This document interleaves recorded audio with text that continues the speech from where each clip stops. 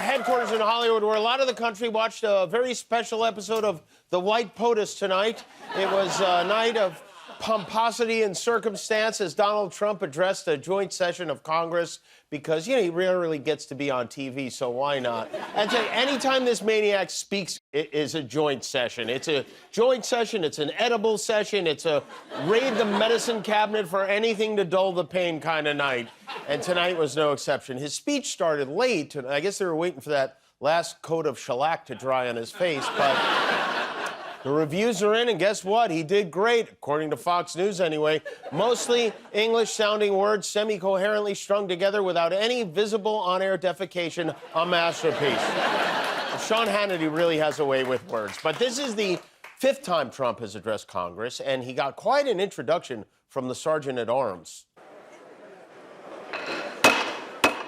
Mr. Speaker, members of Congress, please welcome Diaper Donnie, Man Boom Mussolini, Captain Bone Spurs, Mar-a-Lardo, the notorious P.I.G., General Von Schützenpants, Putin's boy pucket, His Flatulency, the President of the United States, Donald Jellybelly Trump. Yeah, there you see. Members of the Trump family were there. Eric was there. Laura, Don Jr., Jared, Ivanka, even Melania showed up. So the Democrats weren't the only people who hate him there.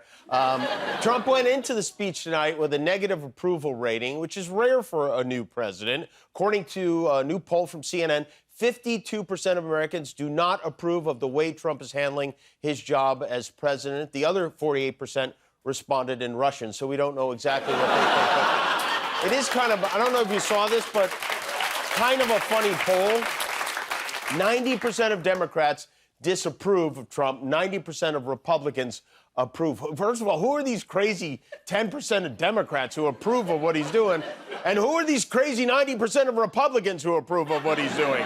And why is this happening to us again? It's like we remarried an ex-husband and now we're like, oh, right, he cheats and steals and farts and snores all the time. Many of the president's closest allies were at the address tonight, and you could feel their enthusiasm as he entered the room.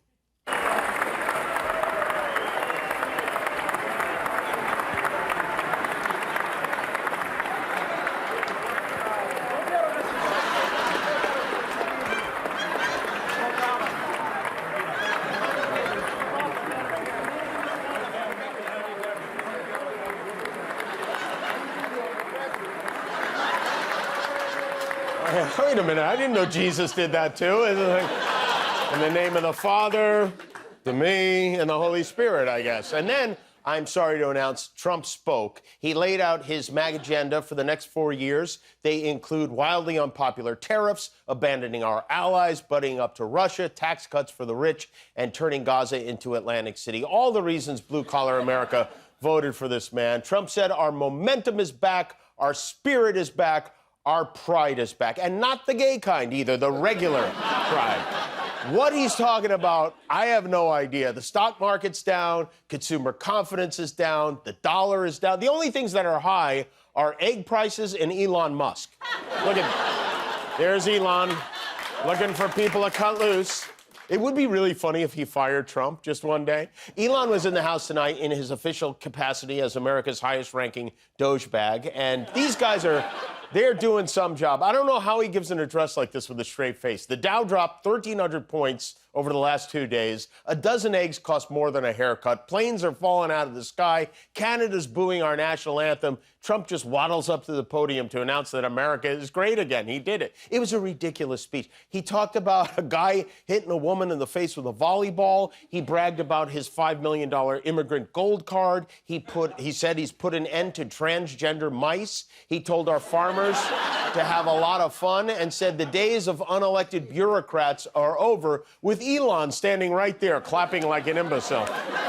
Yay for unelected bureaucrats. Trump touted many of his executive orders, including an order he issued on Saturday that makes English the official language of the United States. Finally, we can speak English again in this country. And this, I have to say, this makes sense because say what you will about Donald Trump, the man has a masterful way with the language. The state of California passed an outrageous law declaring their whole state to be a sanctuary. In the failing New York Times by an anonymous, more Americans could receive heart, lung, and liver transplants when they gaze upon Yosemites, the men and women who selflessly enlist. I hope they now go and take a look at the oranges they sacrifice every day for the furniture. To put defensive missions to that beautiful Orion space capsule.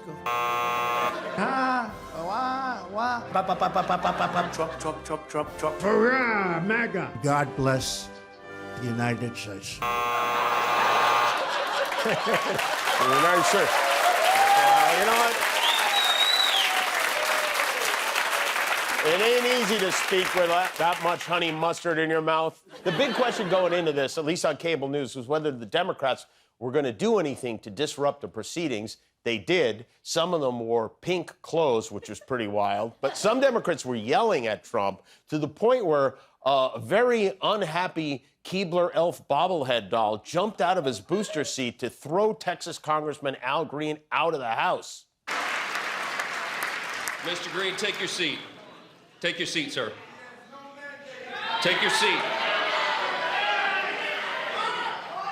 Finding that members continue to engage in willful and concerted disruption of proper decorum, the chair now directs the Sergeant-at-Arms to restore order. Remove this gentleman from the chamber. Oh, man, little Mike Johnson is going to be standing up very proud tonight when he gets home. Remove this gentleman from the chamber and bring me my pouch of nuts. Trump did reach across the aisle to whine that no matter how much good he does for Democrats, it's never good enough.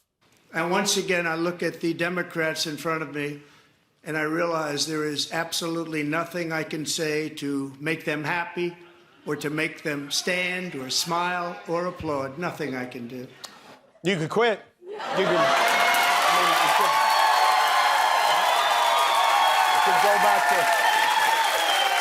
Mar-a-Lago and shove your head down that gold toilet for a few months. We'd like that. Maybe you'll find those secret documents you flushed. We also heard from the Prime Minister of Canada today. Trump sent our economy into free fall today, and theirs too, by implementing a 25% tariff on imports from Canada and Mexico, tariffs that are very likely to raise the cost of our food and could raise the price of a new car by an average of $12,000, which actually is a calculated move because if you can't afford a car, can't complain about the price of gas. Smart. It's that 4D chess he's always playing.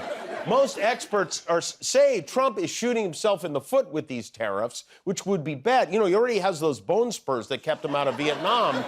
If he'd fought in Vietnam, there never would have been a war in Vietnam. But these tariffs, I don't even believe he's going to follow through on them. I think he's going to pretend he got something in return and magically lift them. Canada today hit back with a 25% tariff of their own and an unusually spicy statement from outgoing Prime Minister Justin Trudeau. So today, the United States launched a trade war against Canada, their closest partner and ally, their closest friend. At the same time, they're talking about working positively with Russia, appeasing Vladimir Putin, a lying, murderous dictator. Make that make sense. Making sense isn't really our thing anymore. We can't do that. Nowadays, we're more into making in our pants. I want to speak first directly to the American people. We don't want this. We don't want it either. All this time, we thought if it got real bad, we could escape to you. Now that's oot too. What the hell are we going to do? Meanwhile, it was Fat Tuesday in New Orleans, not just in D.C., and there is a big party going on. People are so drunk down there, some of them are at risk of being appointed Secretary of Defense right now. Thank you. This is my... I like when the drummers, Jonathan's like this. Yeah. This is my favorite part of the Bacchus Parade. This is celebrity monarch Shaquille O'Neal, Shaquille O'Neal, this is a man who knows how to have fun. I began to pass out. Then my head hit the wall. Boom. But I heard a praying breath. Let's look at that again. He throws this on it I began right to pass out. to the crowd Then and my head hit the wall. right on the kid. All of a sudden, he can hit free throws. Tomorrow, tomorrow's Ash Wednesday. We need a President Shaquille O'Neal, right? We need something. After Trump spoke, it was time for the rebuttal. You know, they do this from the opposition party.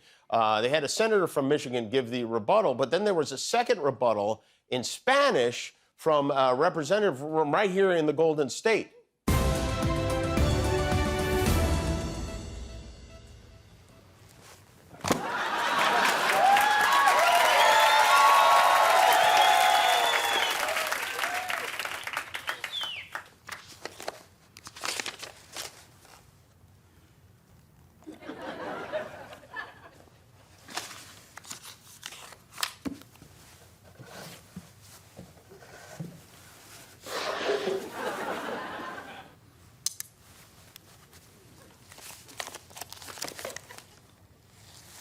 Ese discurso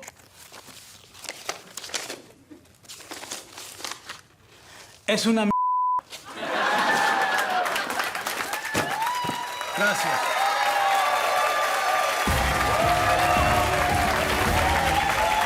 Gracias to you, Guillermo. Hey, welcome to making things clear. You know, we're in March is Women's History Month. This is a special month between Black history and women's history. It's only a matter of time before Trump eliminates the months of February and March altogether for being too woke. But despite his reservations about anyone who isn't him, our commander-in-chief did take time between bites of fried chicken today to mark the occasion by celebrating one of the most important women in American history.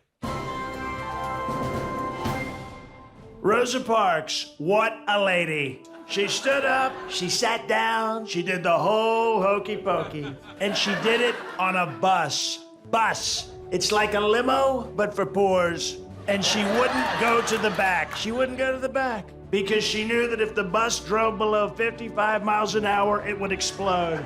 Rosa. I call her Rosa. What a beautiful name. Went on to do many things. Activism, civil rights, probably. Many say best of all, she came in third on Celebrity Apprentice Season 5. Sinbad cleaned her clock, wasn't even close. But she was fantastic, and I know right now she's up in heaven riding that great big bus in the sky with her best friend Jesus, who is white. So white. Keep it up, Rosa. Rosa Parks. Wakanda forever. Happy Women's History Month to all my women out there, especially the 9s and 10s. Love ya. Oh my God, I can't believe it. We have 20 million subscribers on YouTube. Unbelievable. I only wish we got paid for this. If you haven't subscribed yet, what are you waiting for? Help us get to 50 million, please. It's an emergency.